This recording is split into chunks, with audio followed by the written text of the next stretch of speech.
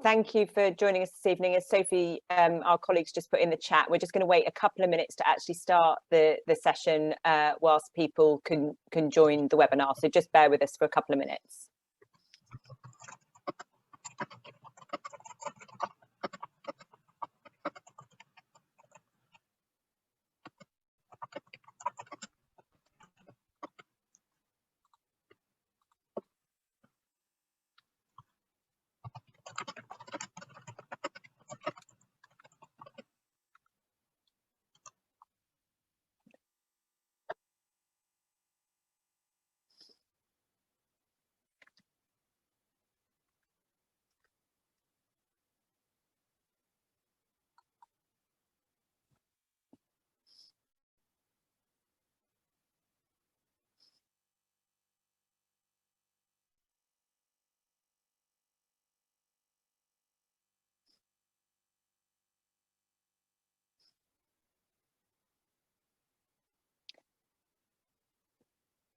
So I think we will make a start then. Welcome everybody this evening. My name's Sarah Hayward and I'm a director at Croydon Council.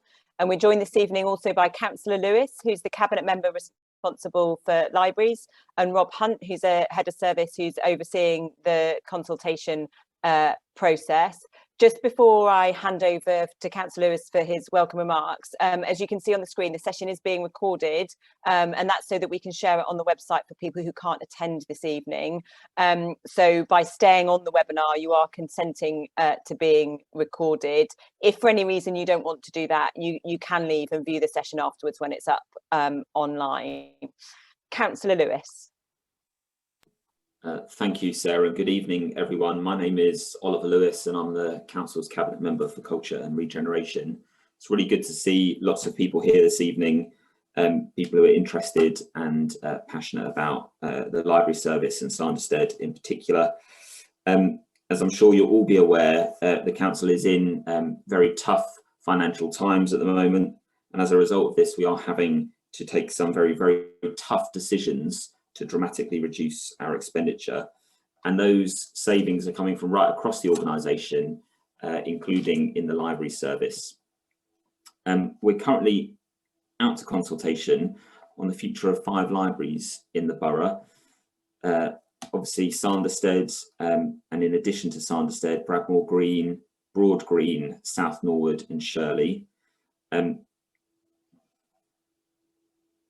We're in a period of consultation at the moment, and I'm pleased that the first phase of that consultation has been extended. It was due to end on the 7th of March and it will now end on the 14th of March. And these webinars are an important part of that process. We've done 7, this is the 7th we've done in the last 4 or 5 days. And we hope that through the consultation process and through these webinars, we may be able to develop some community-run library models that maintain the library service in those locations, but also help us to dramatically reduce our expenditure.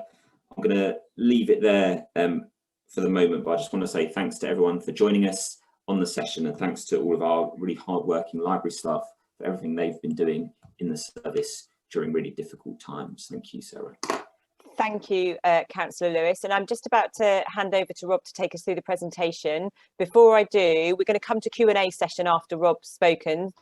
We've had some questions in advance, but if you've got any questions, do put them in the Q&A and we'll get to as many as possible through the session after Rob's finished his presentation. Rob. Thanks, Sarah. So I'm Robert Hunt, Interim Head of Assets and Involvement, so responsible for libraries, museum and archives, and parks and green spaces.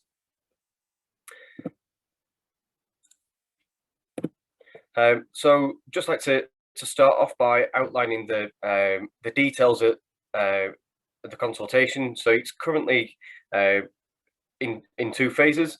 Phase 1 is about an information gathering stage. It's about us putting a proposal out to the community to suggest changes to our library service and to gather feedback on the impact of those changes, whether there are alternative models, what the impacts would be, and other things that we may need to consider as part of those changes. In phase 2, that is where we would go back to the community with a more detailed proposal based upon that original feedback. And again, we welcome feedback on those detailed proposals, which would then need to be signed off before any implementation. So I'll just run through the timescales that we currently have. So phase 1 started on the 14th of January 2021. And as Councillor Lewis mentioned earlier, we've extended that deadline from the 7th to the 14th of March. That's to allow for some additional time, because we know there are issues at the moment with the postal service for any of the paper surveys that may need to be received. We've been hosting a number of webinars, so there's been 7. This is the 7th. There were 2 on Saturday, one that outlined the overarching approach across all the library service, and that was then followed by a detailed meeting with colleagues from our community library peer group network, where there were examples provided from 6 different libraries from across the country about a number of different community models that could potentially be suitable for Croydon and for people to think about. And we've then hosted 5 individual library sessions on Monday, Tuesday and Wednesday this week, and this is the final session. The webinars will be uploaded onto the library's consultation website for anybody who has been unable to attend, to look back, or for anybody who has attended who wants to look back and watch again to get any of the information back out of there. In addition, we are running a library's consultation survey from our library's consultation website. This is available in a digital format. You are able to complete the survey multiple times. So if you've already completed it and some more thoughts come to you as part of this these webinars or discussions sort of later down the line, you are able to complete that multiple times. For those residents who are unable to access the survey digitally, they are able to request paper copies. We have a dedicated libraries consultation email address, which is librariesconsultation@croydon.gov.uk, and a dedicated answer phone where a member of staff will call back and speak to you regarding your request, and I'll give that telephone number out at the end of the webinar. And all of the feedback that we gather during this first phase will then be analysed and developed into a proposal. So we will develop a report on the phase 1 process to go to scrutiny on the 30th of March. That will cover all of the feedback that we received so far, the ideas, the suggestions, different operating models and ways we could work across the library service. And it will also then outline our next steps as to how we plan to move through phase 2. In phase 2, we will develop a cabinet report for May to get sign off on the proposed changes to the library service based upon the feedback.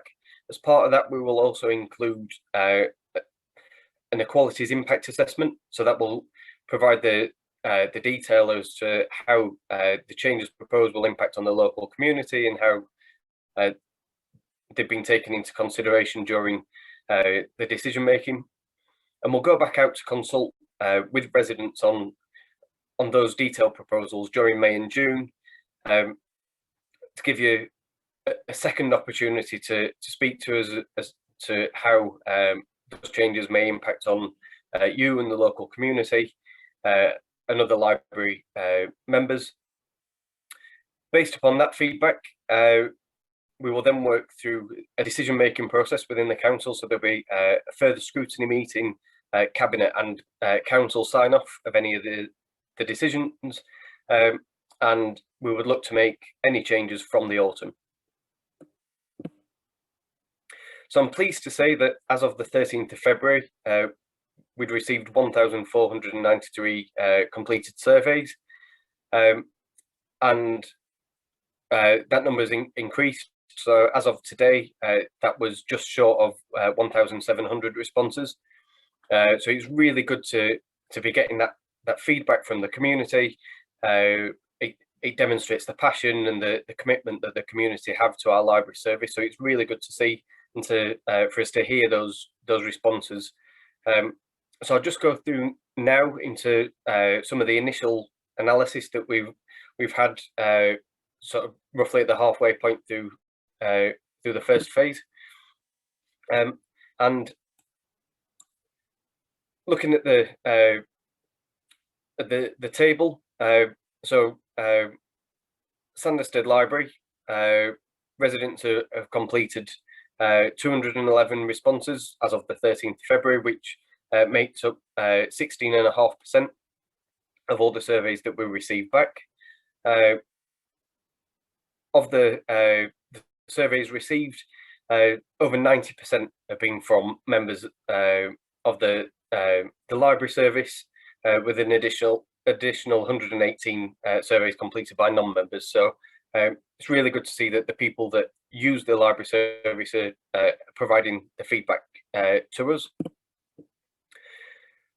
One of the questions that we asked as part of the survey was, what are the top 3 priorities for you? And 1,351 of the responses selected 3 or more of the services, and we're really pleased to see that the information that's coming back and the themes that we're getting at the moment are around browsing and borrowing of books, activities both for children and adults within our library service, access to computers, to bring your own devices through the Wi-Fi, printing, and the online library service, and then in addition to that, around the use of the space both for small businesses and entrepreneurs to work, for people to research, and for school-age children to do school and homework, and it's really positive to see those themes coming through. So just looking at Sanderstead Library in a little bit more detail, it's currently open for 34.5 hours per week. On an annual basis, it generates about 35,200 visits, which make up 2.4% of the overall visits to Croydon libraries. Sanderstead Library is home to 16,409 books, and on an annual basis, that generates just over 46,000 book issues, which is just short of 8% of the overall issues across Croydon libraries. There are 6 PCs that can be used by adults and children, and the use of those PCs generate 1,945 IT sessions, and those 6 PCs are in use for just short of 23% of the available hours.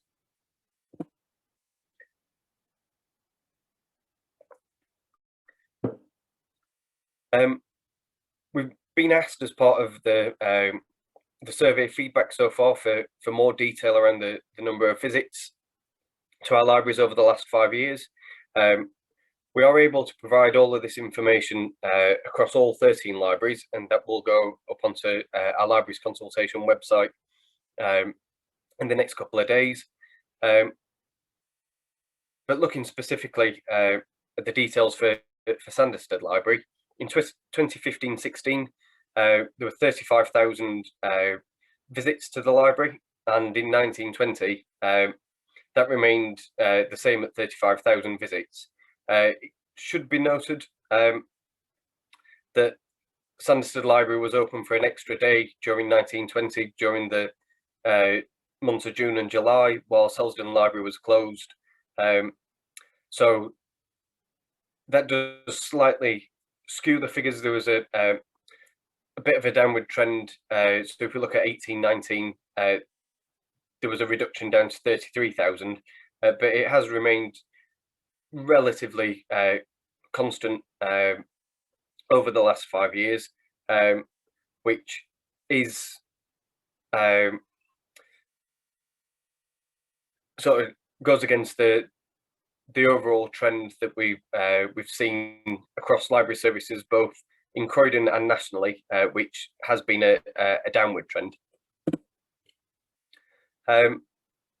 Looking at the number of book issues across the same period, Sanderstead Library had 47,500 book issues in 2015-16, which dropped to just over 46,000 in 1920. But again, it should be noted that Selsdon Library was closed during June and July, and so we opened Sanderstead for an extra day. So looking back to 18-19, the number of book issues actually did drop to 39,800 prior to that. So it's just something to factor in as part of the statistics. And then looking at the IT usage across the library. So in 15-16, there were 2,170 IT sessions, which dropped down to 1,945, so a 10% reduction over the period.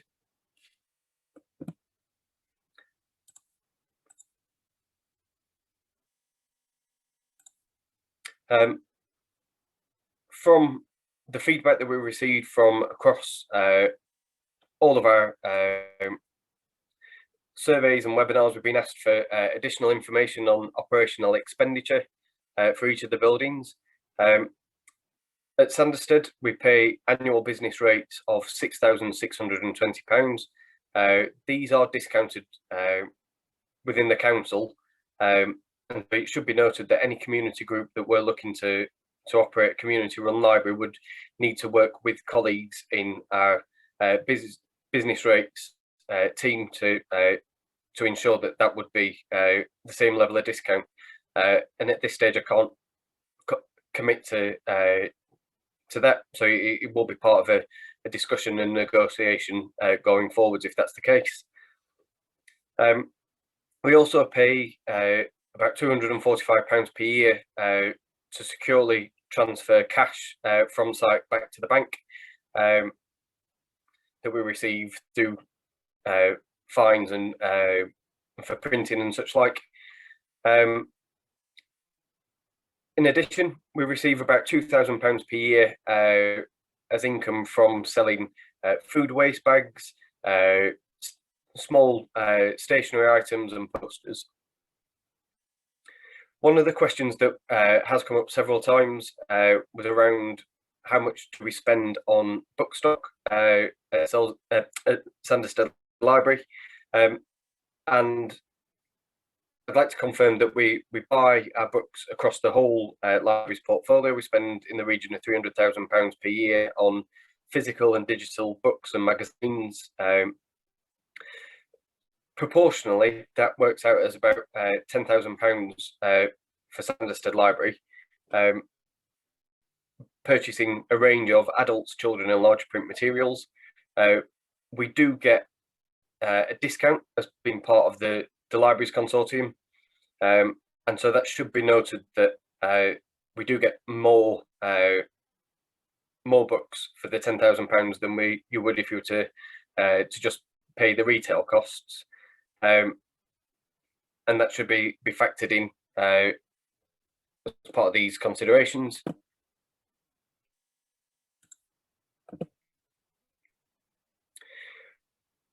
Again, we've been asked for more detail around the maintenance and repairs that have taken place at the library.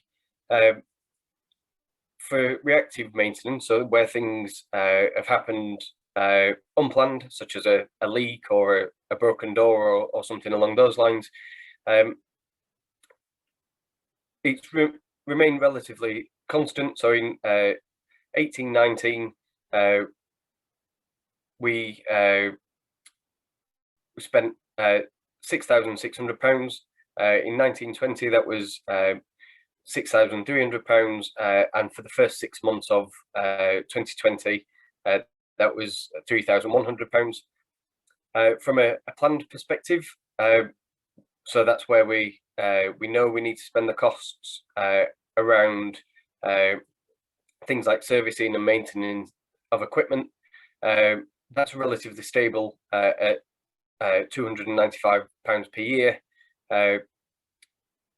of which we only spent half of that in the first 6 months of 2020. In 2020, we conducted a building condition survey, and that identified that repair or replacement of some building components would be needed in the next few years. The report identified significant damp and water ingress issues. The exterior brickwork needed to be repointed and needed some attention. That the disability access provision within the building wasn't good, particularly around access to toilets. Interior plaster work needed to be repaired and updated, and an upgrade to the heating system was required. Based upon an estimate within the report, the expected spend is in the region of £127,000, and just to clarify, that is an estimate and not a quote. So there is some level of risk in there that inflationary prices may increase that. It should also be noted, and wasn't costed, that there is no internal method of accessing the roof space, and so that is something to consider for future routine maintenance of the building.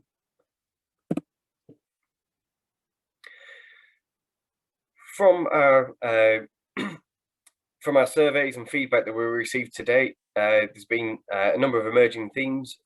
One of those is what will happen to the books and PCs from the library should it close.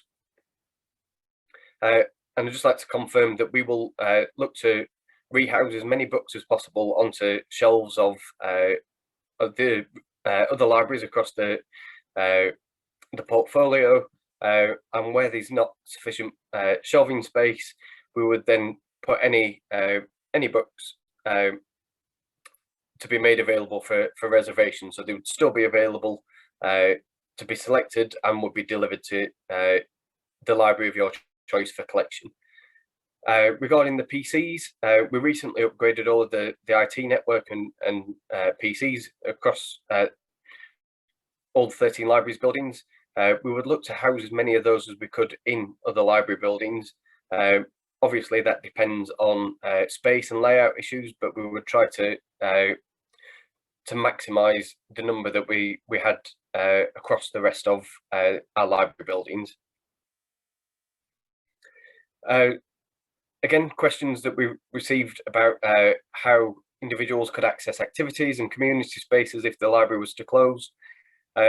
We would work with individuals to identify other community spaces locally, working with community and voluntary sector groups and other community spaces that may be available.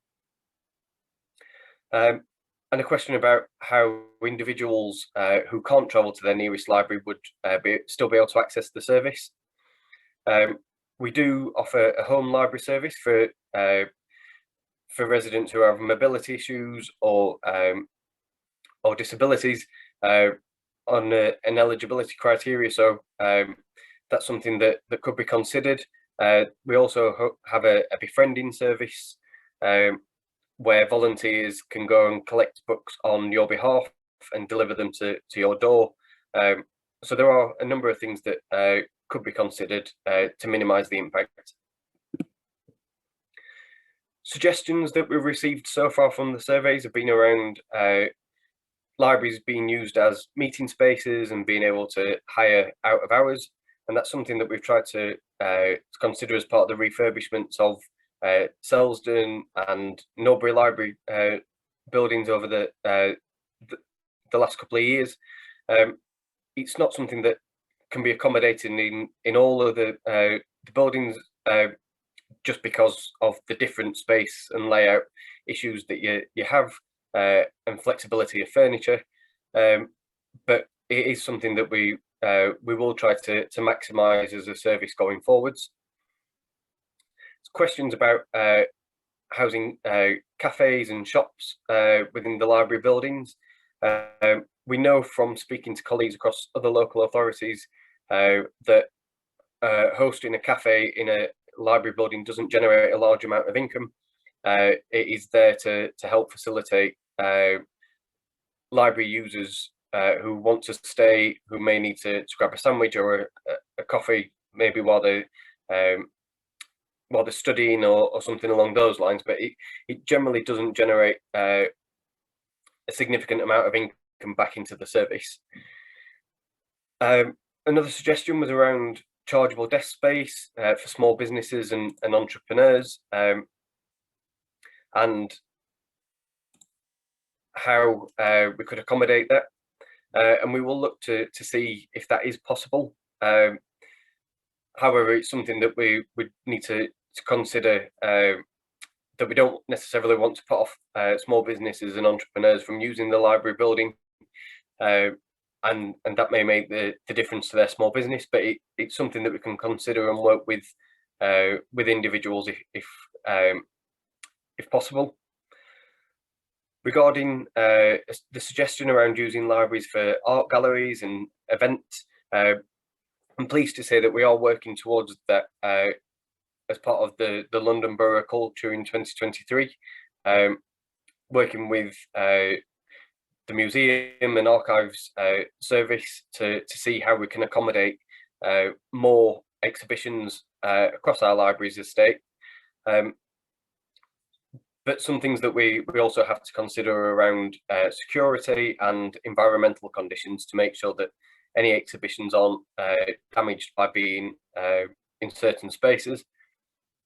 And then also around fundraising activities. The council does and will continue to look for grant funding opportunities and other available funding that we can use within our library service. But from a fundraising within the community perspective, that's something that's best done by the community. Money can be donated specifically to the service if that's what community group wants to do, but it is best done by the community rather than by the council.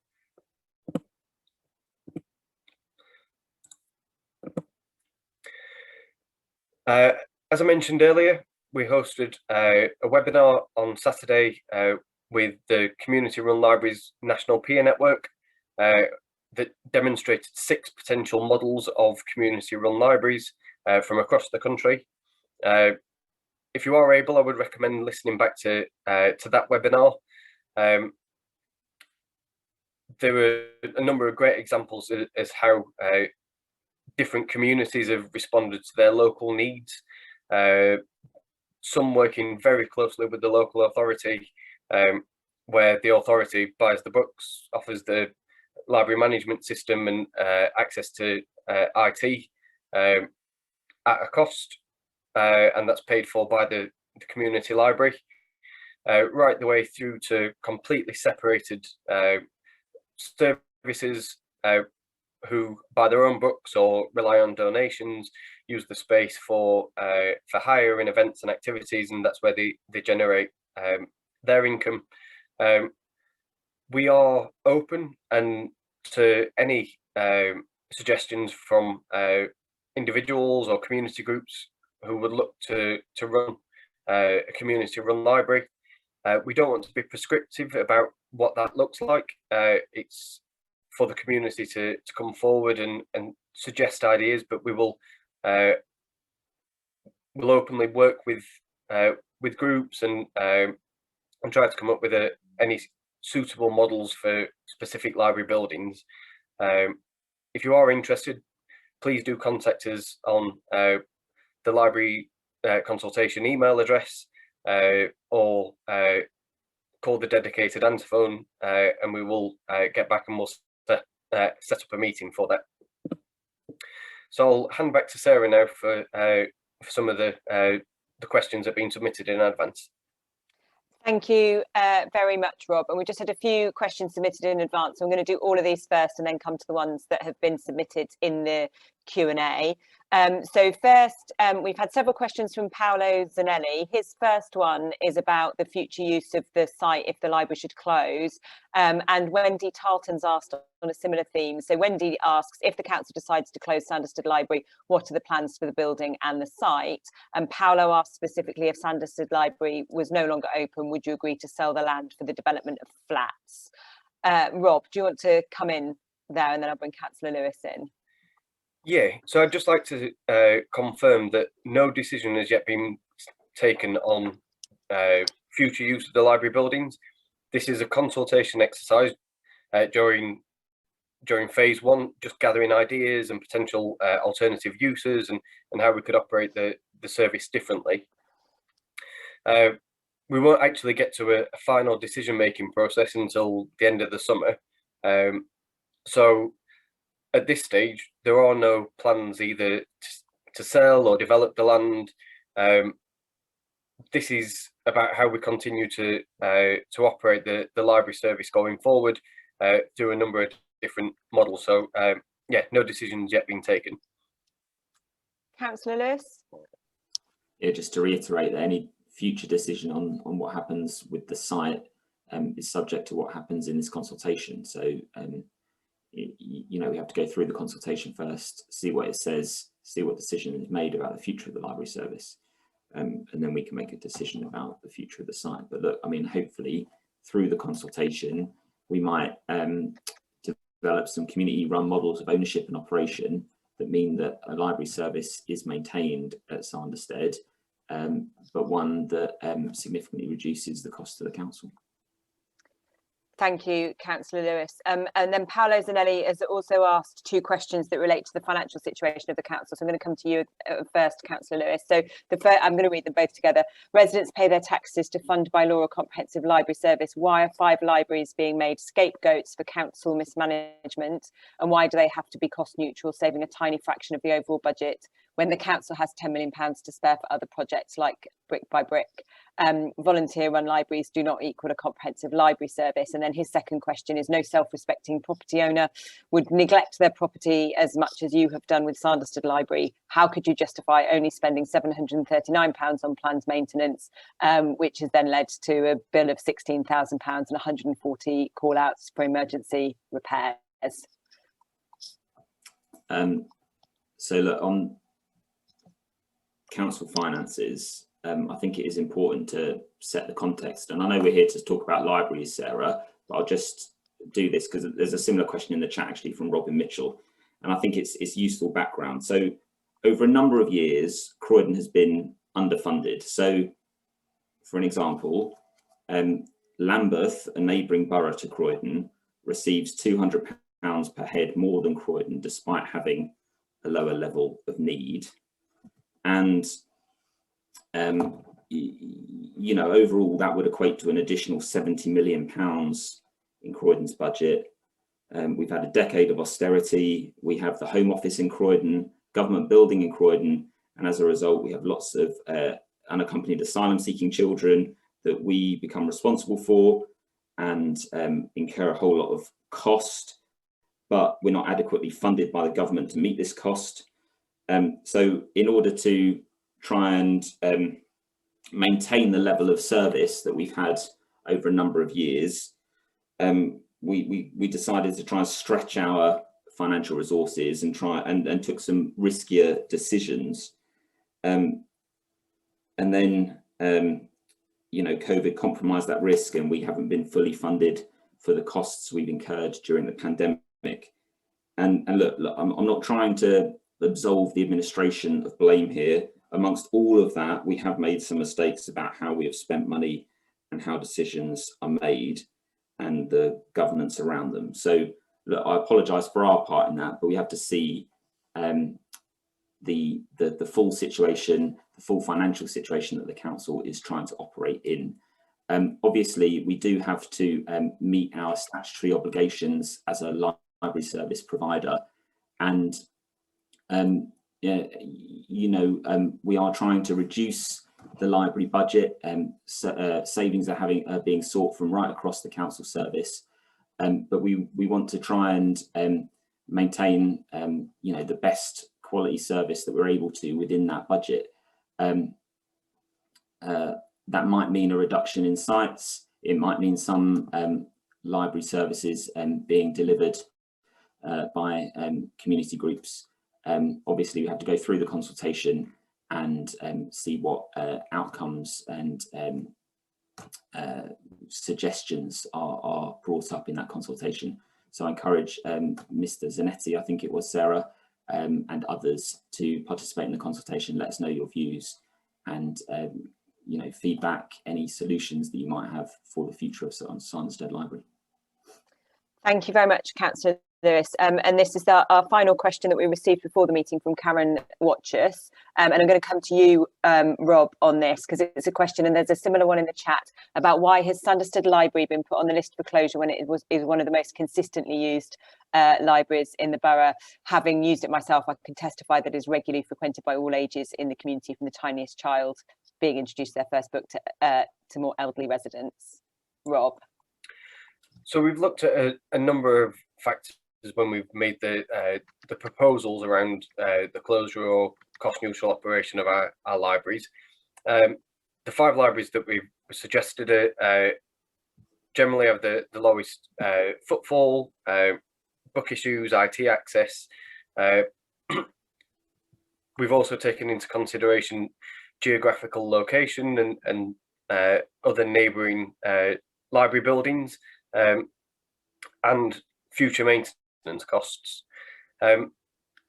As part of that, I do appreciate that Sanderstead has remained relatively stable in its book issues, IT access, and footfall. However, it is still one of the smallest libraries that we have across our library's portfolio, and at a time where we are needing to make cuts to the service, we need to focus our efforts in areas, or we feel we need to focus our efforts in areas where we're getting larger footfall and book issues to maximise the value that we offer to our library users. Thank you very much, Rob. So coming to the chat now, Dawn Gibbons asked how many emails updates have been sent out. We're actually going to publish our contact details and the answers to the FAQs. I don't have the full figures to hand, but the email, telephone, etc. We will put that detail in the frequently asked questions. Robin Mitchell then asks a question that's come up in every webinar about the distances being asked for people to travel whose libraries potentially would close. So he says we need the Sanderstead Library so we can walk to the library and not have to rely on 2 buses to get to Selsdon or 1 bus to get to Croydon. We have a lot of people in this area. So I guess really that's a lot of old people, in this area. And again, equalities is a theme that's also come up, and I think that question combines the 2 issues, distance and equality. So I don't know whether Councillor Lewis wants to come in first, and then I'll come to Rob. Yeah, well, look, I guess what I'd say to that, Sarah, is that we appreciate that any change to how services are delivered and locations to where services are delivered will have an impact on people's routines and journeys to access that service. Please fill out a consultation form, let us know your views, let us know how changes to services will impact you. In addition to the survey of the consultation, we're also conducting a full equalities impact assessment, so all of these issues will be brought up in that. So look, please participate and let us know. Thanks, Rob. Thanks, Councillor Lewis. Sorry, Rob, can you say anything more about the distance issue that I know has come up before? Yeah, so we've, as part of the consideration for the 5 libraries that we've proposed, is around the distance then to other neighbouring libraries, and we've tried to minimise that. So all 5 libraries that we suggested have a neighbouring library within 1.5 miles as the crow flies. I appreciate that there are some transport difficulties getting from existing libraries to neighbouring libraries. But again, we need to get your feedback as to what that impact would be for individuals, and we'll look to factor that in and minimise any impacts as part of our phase 2 proposals. Thank you very much. Councillor Lewis has already answered Robin Mitchell's second question about the finances, so I'm going to move on to Councillor Redfern's question. What would you need to hear from this consultation to keep Sanderstead Library open, operated by council staff? Councillor Lewis. Yeah, look, it's not for me to tell people what to write in the consultation. We want to know how they feel and what they think in relation to the questions, and on the basis of that, we'll take any decisions. But it's not for me to dictate what people should write on the form. And I think just to add to that, I think you heard sort of very strongly from Rob in his presentation that we're open to any ideas at all. So if you have alternative proposals to make savings in the library's budget, put them on the consultation form and they will be considered alongside everything else. So Nicola Glover asks how we count people who are using the IT sessions, and just to clarify that, people who just turn up are booked in on the system. So the IT sessions include people who pre-book and people who turn up and use if there's a terminal free for them. Kamal Patel asks a similar question to one of the previous questions, but I am just going to ask it again because it's very specifically about the usage numbers and Sanderstead not really having a downward trend even with an extra day. Do you want to comment any more on the usage figures, Rob? So the usage figures, although they've remained relatively sort of stable over the last 5 years, even though in 1920 for 2 months Sanderstead Library was open for an additional day per week for Selsdon users to be able to come in. It still does have one of the lowest footfalls, book issues and IT access across our library's portfolio, and looking at sort of the 5 libraries that we put in the proposal combined, they come to less than 15% of the total use of our library service, and so that's where we needed to make the tough decision as to where to potentially reduce the service, and that's why we made that decision. Thank you very much. The next question is about the repairs, whether repairs have been done to a good standard over the last few years. This is from Nicola Glover. All the repair issues of the libraries cannot have happened over the last year or so. Why did the council not attain the buildings to a good standard before it ran out of money? And then she specifically asks about with regard to disability access. On a similar theme, Robin Mitchell asks who's done the estimate for the repair costs that we've included in our presentation. So from an ongoing maintenance perspective, as you'll know, the service was outsourced to Carillion up until 2018. At that point, the buildings came back under our facilities management arrangements. Once we took responsibility back for the library service, we then looked at sort of the need across our library buildings to both from a repairs perspective. So anything that was reported was completed by our FM contractor to be completed and repaired either on a responsive basis or on a planned basis. Regarding the condition survey, we commissioned that initially as part of the library's transformation programme. So looking as to what we needed to do to transform the building into a modern, welcoming library space. The way Sanderstead Library is located, it's on the side of the hill, which obviously doesn't naturally lend itself for accessibility. The workspace and the toilets are downstairs. They're not actually accessible from within inside the building. So there are issues that are very difficult to overcome, or very costly to overcome. But also, given the building's age and construction type, a few of the issues identified are just down to general age and condition. Thank you very much. So the next question at 7:08 from John Dean is about access to the roof. I'm not sure we've got the right people on the call to answer that, but if you can let me know in the Q&A, John, a little bit more about why you want to know, we'll see whether we can answer it tonight. I'm just not sure what the question is driving at. The next question is from Shay Gibbons about the numbers, which I think has already been answered. An anonymous attendee, and again this has come up in a few of the sessions, is a question about whether a volunteer-run library would have to source their own books and IT. Rob, do you want to come in on that?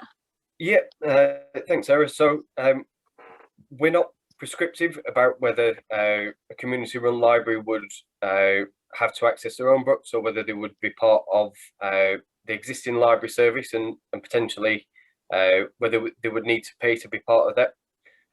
That is a discussion that that we would need to have with the community group, and to see whether it is a viable option. And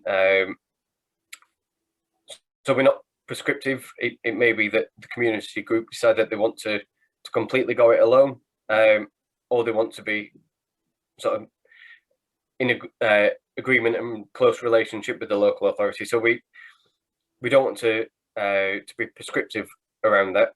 We do also need to consider, as part of any decision-making process, how that links in with the wider service provision and the cost restrictions that we're currently having to work to. So we know we need to save in the region of £500,000 across the library service. If we were to try and accommodate an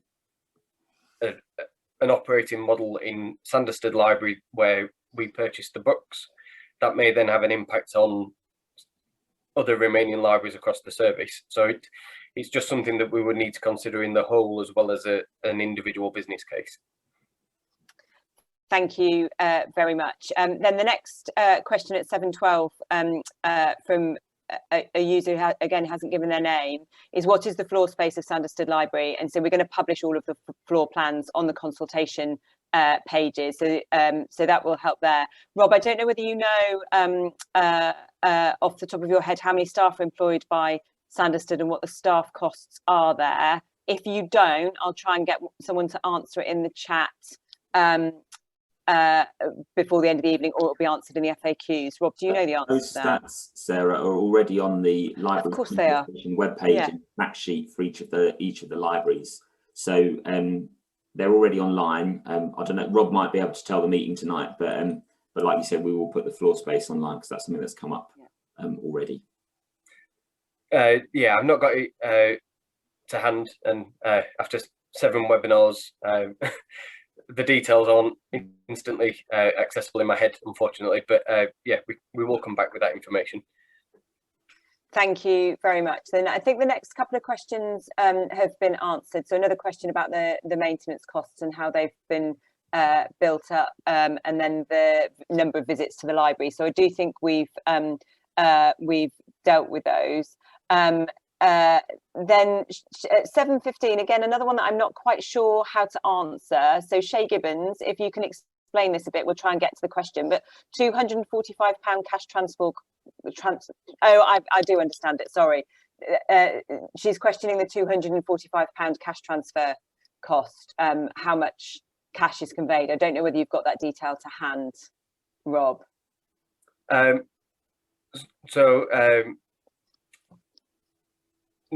Not to hand. I think it was on the slide earlier. I think it's in the region of about £3,000 per year is collected as part of the waste refuge bags and stationery and posters, as well as fines. We do have the cash collection and transfer is operated across the whole of the library service. So there are charges for each of the sites for the collection and banking of that cash. Thank you very much. An anonymous attendee asks, has the extensive training required for volunteers been costed? If that person wants to have a look at the workshop that we did on Saturday with the Community Run Libraries Networks, the issues of supporting volunteers did come up in that webinar. So there's some useful information there.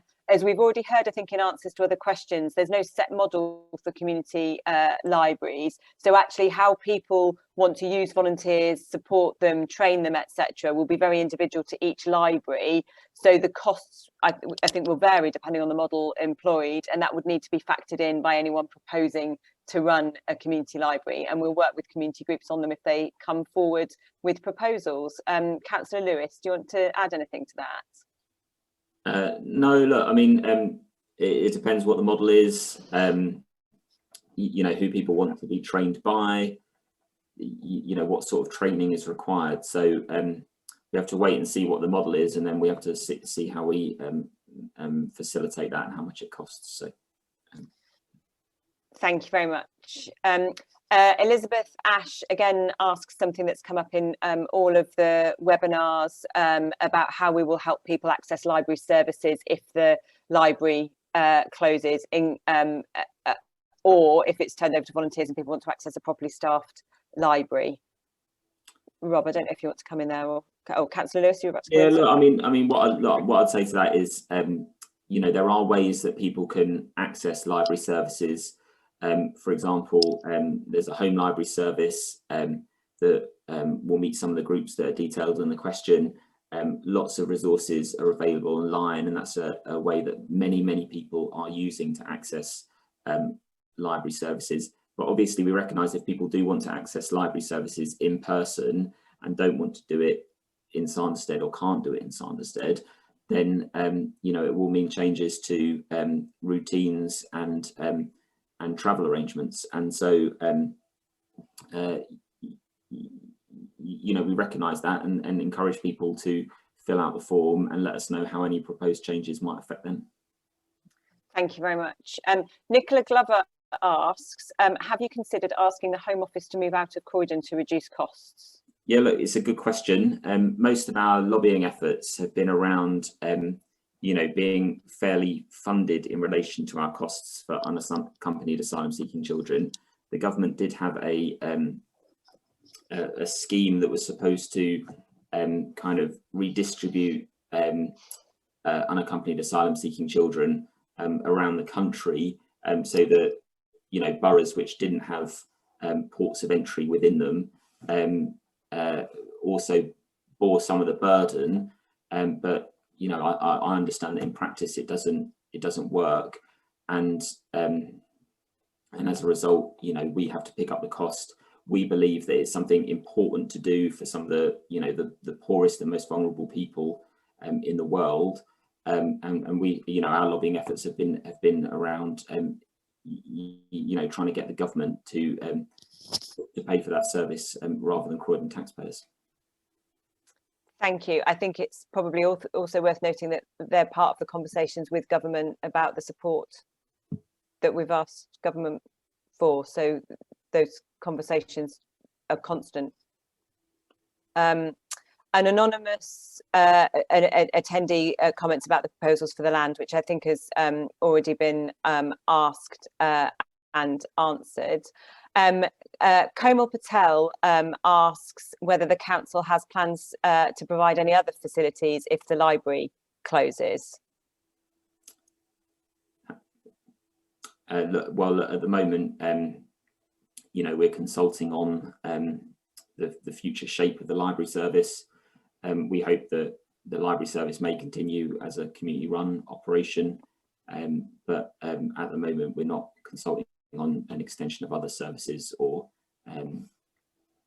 anything like that. But obviously the council does deliver lots of services to Sanderstead residents in one way or another, but maybe not in physical buildings. Thank you. Councillor Redfern asks another equalities question about children and pushing prams up Sanderstead Hill, etc. Again, I think we've talked about equalities on this session. It's really important that we have all perspectives fed into the consultation. So if you or anyone you know has particular issues with access to services and access to the library because of the protected characteristic, because of your children, because you're not able to move around as easily as others are, put it in the consultation, let us know the challenges you'll face so we can properly take it into account.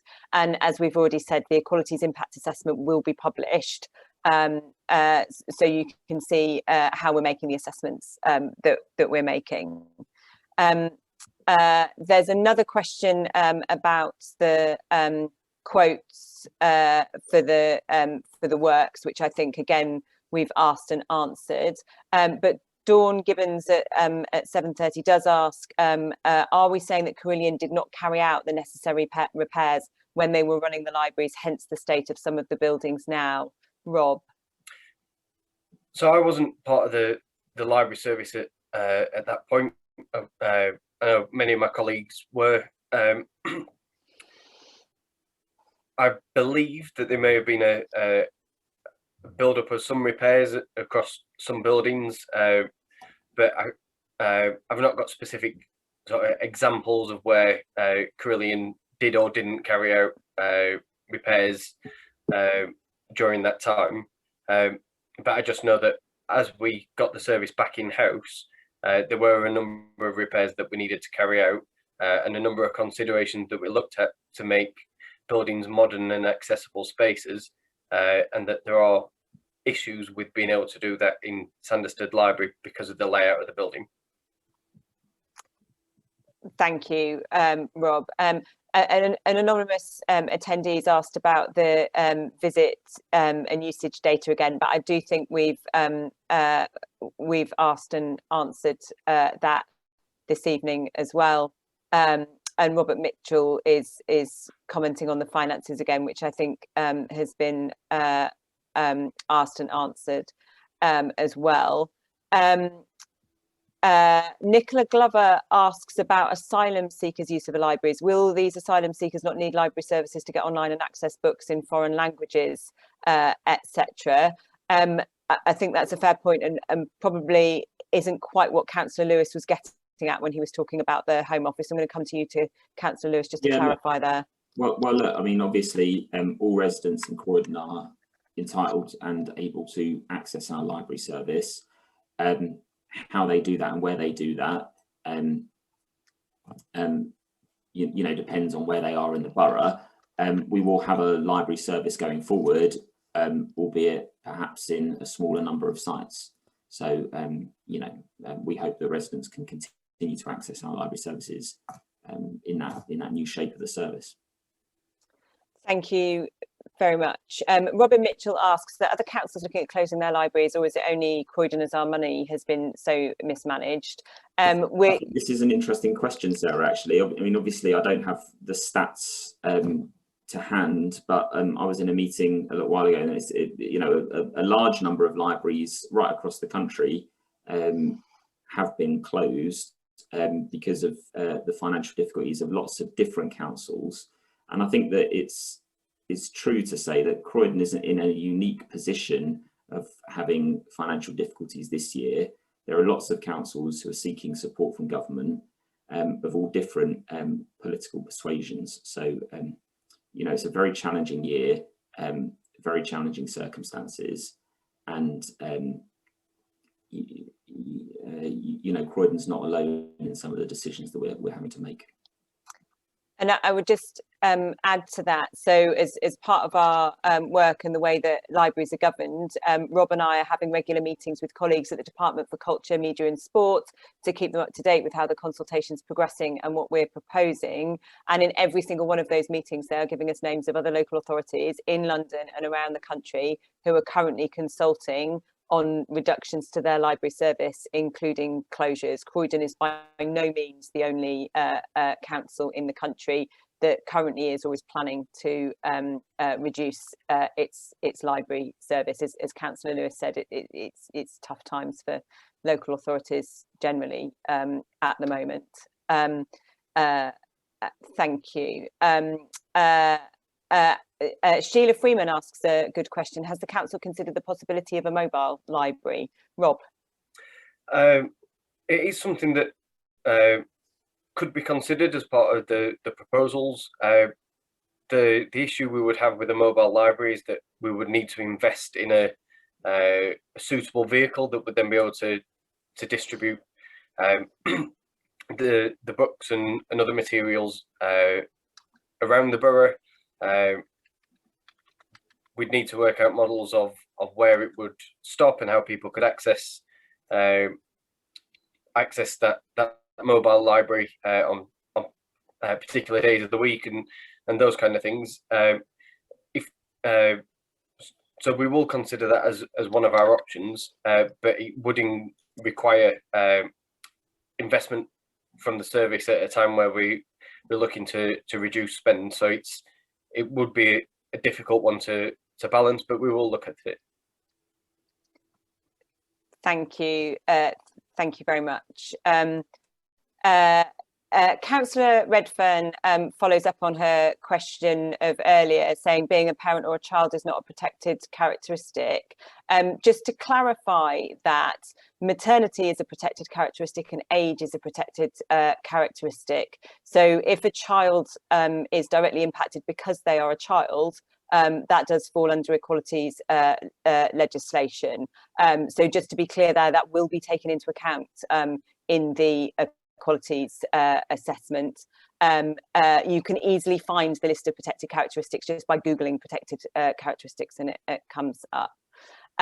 Just to add to that, Sarah, I think it's important that everyone completes the consultation form so that we understand how the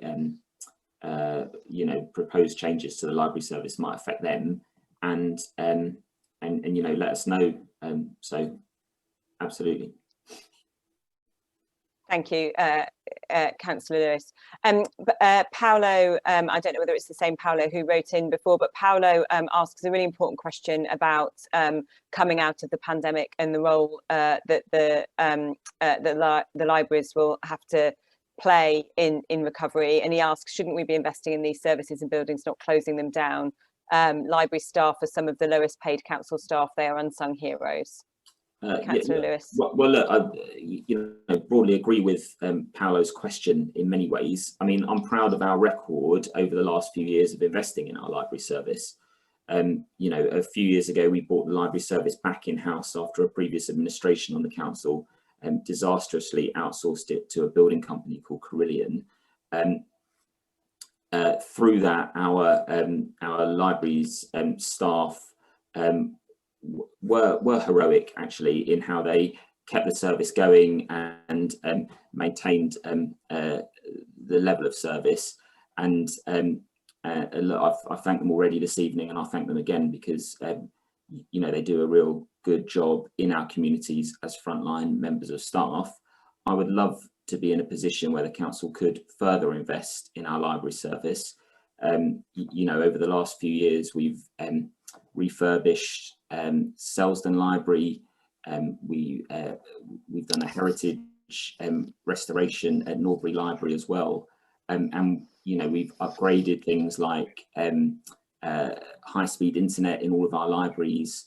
We've rejoined the Libraries Consortium, giving libraries users access to millions and millions of books. And so, look, as a principle, we want to be investing in our library service, but the financial position of the council means that we're not able to do that at the moment. We're having to look at how we reduce our level of spend in the service and live within our means a little bit more. Thank you. I've slightly lost track of my timekeeping here, and we're actually 5 minutes past the published finishing time. We've just got a couple more comments here, so I'm going to come to those, see whether we've got any more, and if people are okay just to run over by a few more minutes, I'll come to Councillor Lewis and Rob for some closing remarks. So there's another question from Sarah B about protected characteristics and age, and I think she's saying that the age of residents in Sanderstead is much higher.